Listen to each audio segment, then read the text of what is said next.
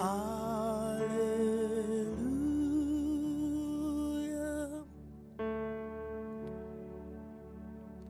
Aleluia.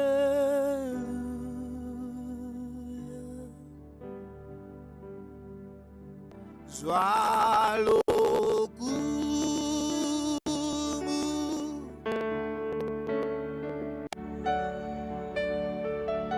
Já nem era pra você chegar aqui, mas a bondade de Deus te protegeu. Por isso eu te convido, canta comigo, Ele é fiel. Quando você ficou doente, até os médicos falaram, já não tinha solução. Mas a graça do Senhor te surpreendeu. Por isso todos nós estamos aqui para celebrar.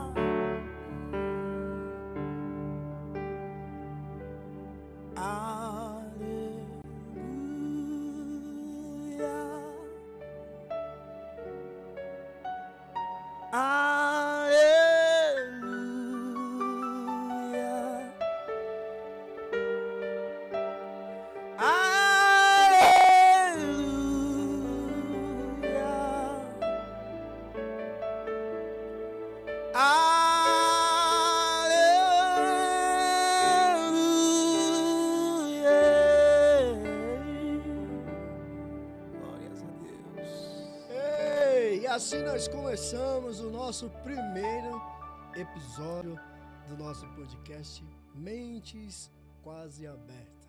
Está conosco o nosso grande amigo Edmar Ômega, direto da África, vindo para o Brasil, trazer um pouquinho dessa essência, dessa presença. Meu Deus, que graça nós estamos sentindo aqui.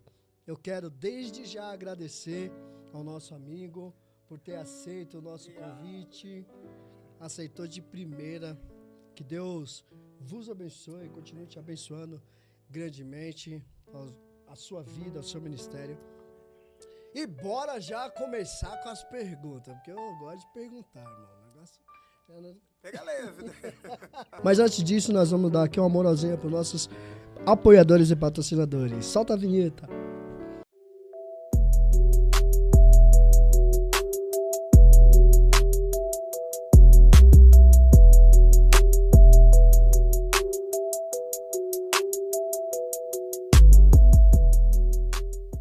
Que bora, hein? Vamos lá. Nós sabemos aí, né, que o senhor tem aí uma facilidade. Uma facilidade de falar diante da câmera, diante de um celular, de fazer uma live. E, diante disso, eu já quero te começar perguntando como que a gente, ou como que o senhor lidar com as críticas. Diga para nós. Saudações de paz a todos que podem nos acompanhar a essas horas, de acordo ao seu fuso horário. Quero primeiramente me apresentar. Sou missionário Edmar Ômega, cantor e pregador do Evangelho. Pela graça e misericórdia de Deus, estamos aqui no Brasil, seguindo a orientação de Deus, fazendo a sua obra nesta terra maravilhosa e abençoada. Eu sou primogênito, filho de Manuel Nguina Mal e Madalena Pedro. Sou solteiro, mas que tenho já dentro em breve em planos, né? Certamente vocês vão poder acompanhar tudo isso. Vamos, graças a Deus, conseguimos, né, encontrar aquela que é osso dos nossos ossos, né? Então, desde já quero começar esse podcast falando e deixando já aqui uma mensagem para ela. Ela cobrou-me tanto, falou, se você não falar de mim lá no podcast, falei, então vai que eu vou esquecer. Deixa eu falar logo no princípio. A minha abençoada, a minha menina, sabes, existem mulheres e mulheres, né? Mas graças a Deus, aquela que Deus colocou na minha vida é aquela que eu chamo de mulher para a vida, né? Existem mulheres ou pessoas que você vai conhecer, são pessoas que vêm na tua vida para ficar em um momento, mas tem aquelas outras que chegam para a vida toda. Graças a Deus, Deus respondeu às minhas orações, não somente respondeu, foi muito mais além do que eu imaginei. Então, um beijinho para você, minha princesa, minha vida, Rosa Daniel. I love you so much, God bless you. Então, como é que eu... Aí sim, hein? Como é que eu lido com as câmeras, né? As Com críticas, as críticas, isso. isso. Então, eu tenho uma maneira particular de lidar com as críticas. Porque, como? A gente não tem capacidade de controlar o que sai da boca de outras pessoas. Mas a gente tem como controlar como a gente recebe. Sim. Então, eu coloquei na minha cabeça que eu não consigo controlar o que vem das pessoas, mas eu consigo controlar como eu recebo o que eu venho das pessoas. Então, certamente, isso é fruto, né, de muitas pancadas. Albert Einstein falava assim, sabedoria vem depois de tantas falhas, entendeu? Então, a gente apanhou tanto na vida, a gente sofreu muitas situações, que acabamos por aprender a não olhar aquilo que vem das outras pessoas como algo que vem para nos atingir. As pessoas podem falar bem como mal, mas o impacto que ela terá na minha vida depende de mim, não depende das pessoas. Então, se as pessoas criticam, eu pego o que as pessoas falam, coloco numa balança, o que for certo eu pego para mim, o que não for certo, deixo para lá. E é assim que eu tenho lidado com as críticas, né? Muito bom, hein?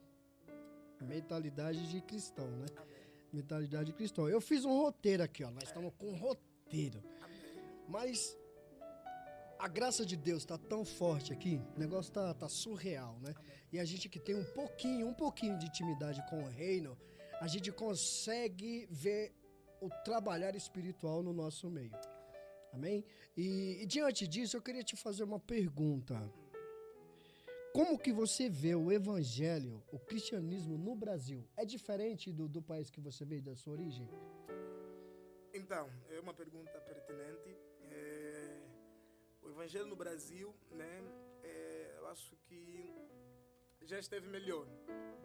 Eu posso assim dizer, já esteve melhor. Porque se eu te dizer que a gente, inclusive, é fruto um pouquinho da nação brasileira.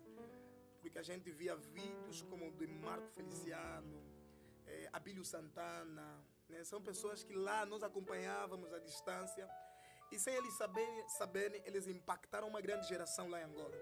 Só que hoje eu estando aqui no Brasil, né, a realidade que eu encontro é um pouquinho diferente do que a gente sabia. A gente hoje, né, não falo na sua plenitude, né, em parte. Há muita, hoje, como é que eu vou dizer? Há muita banalização do evangelho, né? Hoje em toda mesa que você vai, é mais fácil, sabe o dói para mim? A gente anda de transportes públicos, como ônibus, e sem querer você acaba por ouvir coisas sobre o evangelho. E hoje eu lido com pessoas que infelizmente se afastaram da igreja por conta dos que já eram da igreja, por conta de pessoas que de alguma forma tinham que servir de força, mas acabam por servir de fraqueza para os outros. Então, eu acho que o evangelho no Brasil, né, certamente já foi melhor, mas eu acredito que não é só no Brasil, é uma questão que a Bíblia diz, né, sobre no Apocalipse, de que haverá então na terra distorção dos padrões, ou seja, as coisas normais vão se tornar anormais e as coisas anormais se tornarão normais. Então não é apenas uma questão do Brasil, acho que é uma questão universal. Então, mas de modo geral, eu acho que o Brasil já foi melhor, mas acredito que Deus que nós servimos, que antes operou, vai continuar operando até hoje. Acho que o que nós temos que fazer, o que o Brasil precisa fazer, é a forma como hoje as pessoas buscam a intenção, o propósito, o objetivo. Eu acho que aqui é que mudou. Antes as pessoas iam para a igreja realmente porque queriam buscar a Deus. Antes as pessoas não precisavam ser convidadas para ir numa vigília. Então hoje é tudo diferente. É essa questão de eu sou o missionário, então não posso ir lá do nada naquela vigília se não me convidarem. Não, já antes, né? As pessoas iam porque sentiam prazer de estar naquele meio. Então eu acho que o evangelho no Brasil mudou nessa perspectiva, a forma como as pessoas buscam a intenção, entendeu? Agora, comparando com a África, né, eu não consigo falar no contexto geral. Vou falar no contexto do meu país.